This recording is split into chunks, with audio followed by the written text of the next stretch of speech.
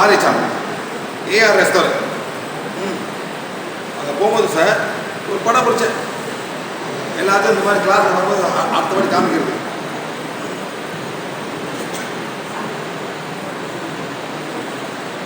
படிப்பீங்களா? படிங்க தமிழ்ல. தீபாவளி ஸ்வீட்ஸ் விழா. தீபாவளி ஸ்வீட் விழா. என்ன போட்டிருக்கு மேடம்? என்ன படம் போட்டிருக்கு மேடம்? குலாப் ஜாமுன். தமிழ் சாப்பாடு இல்லை. பக்கத்தில் மேடம் லட்டு. தமிழ் சாப்பாடு இல்லை. எல்லாம் வால்நாட்டு. குலாப் ஜாமுன், ரசகுல்லா எல்லாமே அவங்க சாப்பிடுவோம்.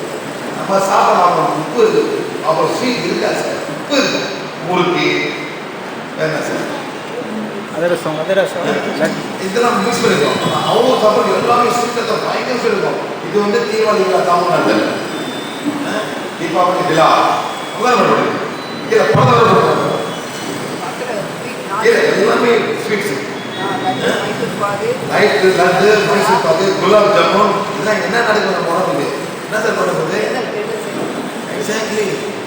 இப்போ நிப்பாட்ட போடுறது அவங்க எல்லாரும் போடுறாங்க. தீபாவளி ஸ்வீட்ஸ் விழா, அதாவது தீபாவளி ஸ்வீட் செலிப்ரேஷன். வாங்க, வாங்கி போங்க, விழா கொண்டாடுங்க, இந்த லட்டை சாப்பிடுங்க, இந்த குலாப் ஜாமுன் சாப்பிடுங்க சொல்லலாம்.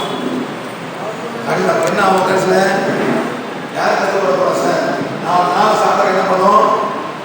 சுகர் ஓடிட்டே இருக்கு. சின்ன குழந்தை சாப்பிட்ட பரவாயில்ல, நீ எதிர்மா இந்த குழந்தை இங்கே வாங்க. சரி, இப்போ இந்த பிள்ளை நீ ஓடி ஆடுற பிள்ளை உட்கார பிள்ளை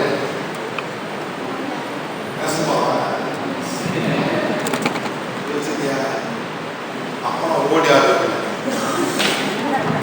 சார் உண்மைதானே மேடம்?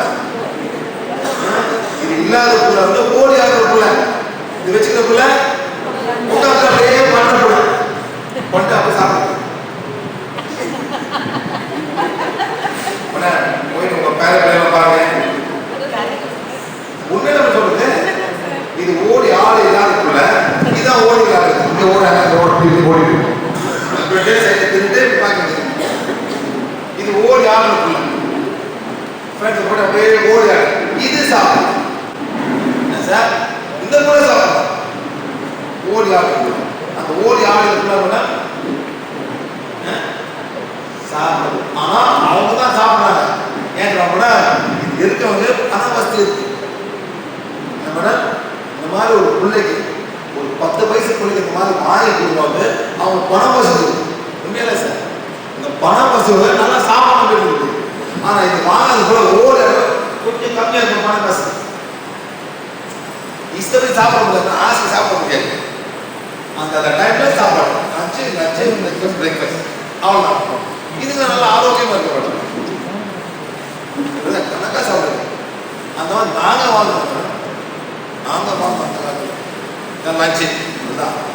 ஒரு கோழி வெட்டினாங்க மேடம், நைட்டில் ஒன்றும் இருக்காது மேடம்.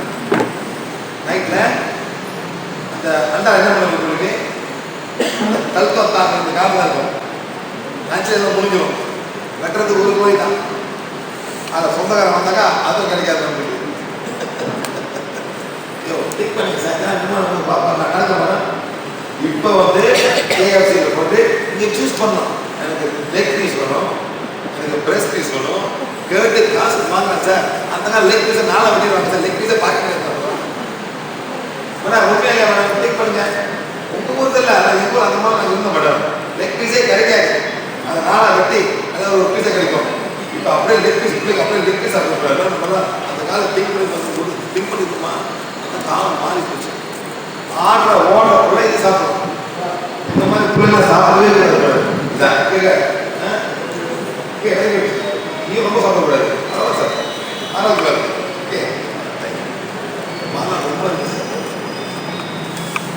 ரொம்ப வேலை எல்லாமே ஆரோக்கியம் இருக்கணுமா சாப்பிட